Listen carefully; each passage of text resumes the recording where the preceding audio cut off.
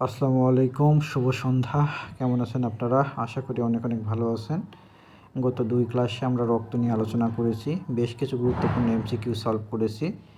আজকে আরও গুরুত্বপূর্ণ কিছু এমসিকিউ সলভ করব। আশা করি পুরো ভিডিও জুড়েই থাকবেন। ভিডিওটি ভালো লাগলে অবশ্যই শেয়ার করে দিবেন এবং বেশি বেশি লাইক কমেন্ট করবেন।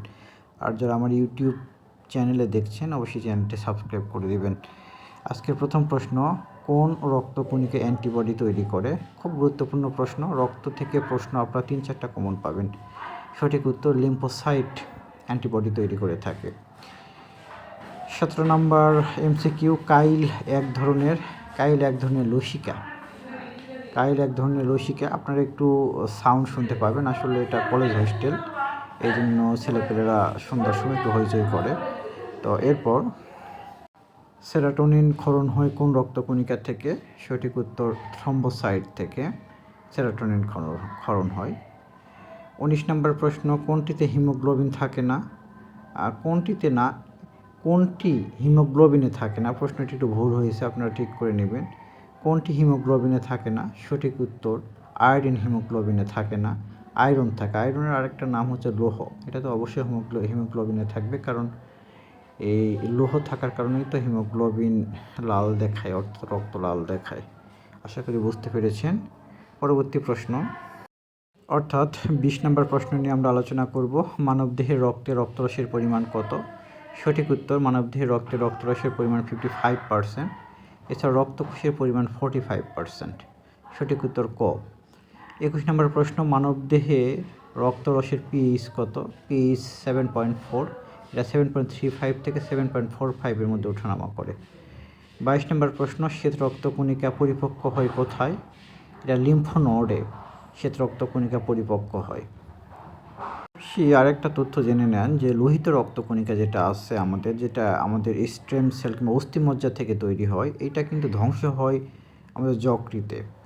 মূলত ধ্বংস হয়ে থাকে যকৃতে। ঠিক আছে, এটা খুব গুরুত্বপূর্ণ একটা প্রশ্ন, কিন্তু মনে রাখবেন।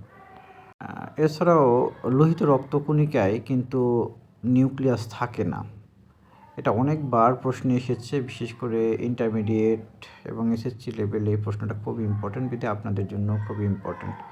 এছাড়াও শ্বেত রক্তকণিকায় কিন্তু অনুচক নিউক্লিয়াস থাকে। এই দুটো মনে রাখবেন তথ্য। পরবর্তী প্রশ্ন নিয়ে আলোচনা করব। 24 নম্বর প্রশ্ন নিয়ে, রক্ত জমাট বাঁধতে দেয় না কোনটি? একটু ভুল হয়েছে, রক্ত জমাট বাঁধতে দেয় না, এটা সঠিক উত্তর এ, হেপারিন।